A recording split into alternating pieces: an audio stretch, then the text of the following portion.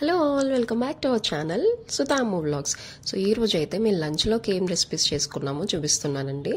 ఈ రోజు మేము కొబ్బరి శనగపప్పు కర్రీ అండ్ అలాగే దానికి మస్ట్ అండ్ షుడ్ కాంబినేషన్ మజ్జిగ చారు ట్రై చేయాలి. కొంతమంది మజ్జిగ పులుసు అంటారు, కొంతమంది పెరుగు చారు అంటారండి. So coming to the process. So first అయితే మనం శనగపప్పుని బాయిల్ చేసి పెట్టుకోవాలి. ఫస్ట్ అయితే నానబెట్టుకోవాలి, 1 గంట 2 గంటలు నానబెట్టుకుని తర్వాత బాయిల్ చేసుకోవాలి. ఇది మనం పప్పుచారులో లాగా స్మాష్ చేసుకోకూడదండి, కొంచెం బద్దలాగా ఉండాలి.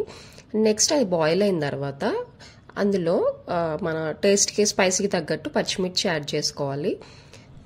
ఇందులో మనం పచ్చికారం ఏమీ యాడ్ చేయమన్నమాట, సో అందుకని పచ్చిమిర్చి ఎక్కువ వేసుకోవాలి. అండ్ నెక్స్ట్ పచ్చి కొబ్బరి తురుము యాడ్ చేసుకోవాలి. శనగపప్పు ఎంత వేసుకున్నామో దాని క్వాంటిటీ తగ్గట్టు పచ్చి కొబ్బరి తురుము వేసుకుని మంచిగా కలపెట్టుకోవాలి. కొబ్బరి ఎప్పుడు కూడా మనకి ముదురుగా ఉండకూడదండి, కొంచెం మంచి లేత కొబ్బరి కాకుండా మరీ ముదురు కొబ్బరి కాకుండా ఉంటే టేస్ట్ అయితే చాలా బాగుంటుంది. అండ్ నెక్స్ట్ ఇందులోకి మన టేస్ట్కి తగ్గట్టు సాల్ట్ అలాగే పసుపు వేసుకుని కలిపేసుకుని మొత్తం టెక్స్చర్ అంతా కూడా సాఫ్ట్ అయ్యే వరకు అలాగే ఉడికించుకోవాలి. నెక్స్ట్ ప్యారల్గా ఏం చేస్తామంటే తాలింపు వేసుకుంటాం. సో తాలింపులోకి పోపు దినుసులు యాజ్ యూజువల్ ఎప్పుడు వేసుకున్నట్టే శనగపప్పు, మినపప్పు, ఆవాలు, జీలకర్ర, కరివేపాకు, ఎండుమిర్చి.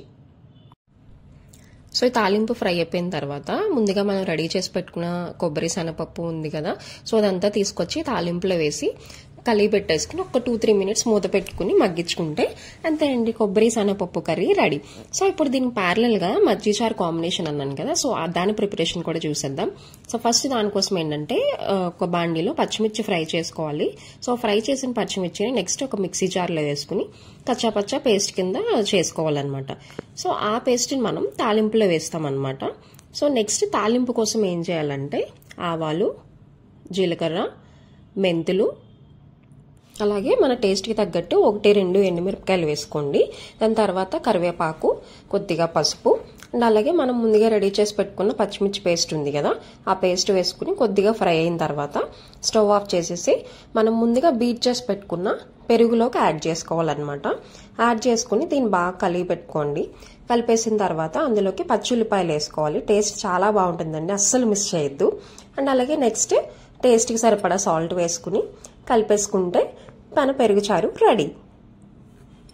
సో మీరు తప్పకుండా ఈ పెరుగుచారు అండ్ అలాగే కొబ్బరి శనగపప్పు కర్రీ ట్రై చేసి టేస్ట్ ఎలా ఉందో నా కామెంట్ సెక్షన్లో కామెంట్ చేయండి. Thank you for watching.